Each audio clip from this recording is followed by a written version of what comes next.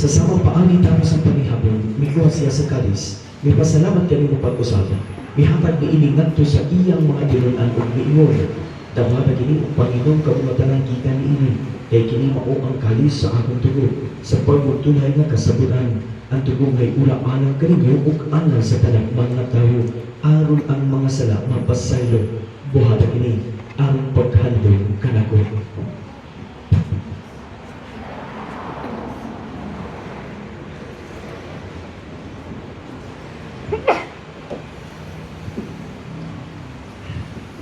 Ang misteryo sa pagtubo.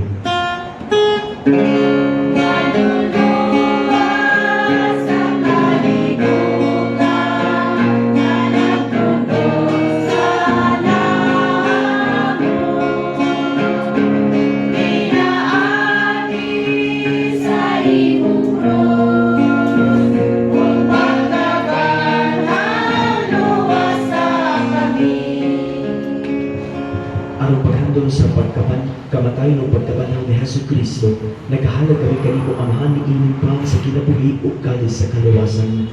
Nagapasalamat kami kanimo tungod kay imo kami giisip na angalan nga mo atubang mo ang agad kanimo.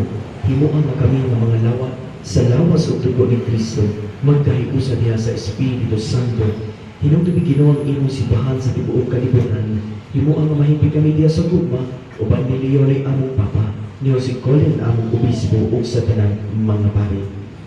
Hinumdumi usab ang among mga igsuon ng namatay, malaumong nga mabanhaw sila, ug ang tanang nga namatay diya sa imong kaluoy, dahil silang tanan sa pagsugo sa kahayag sa imong lawong.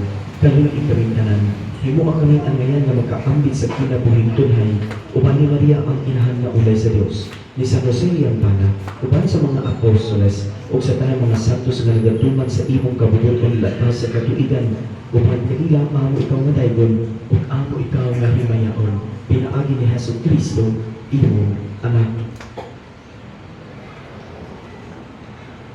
Pinaagi kaniya, uban kaniya tiha kaniya, gihatag na na kanimo magagagahog nga amahan. Diha sa kahiusa sa Espiritu Santo, ang tanang dungog ug himaya, hangtod sa kahangturan.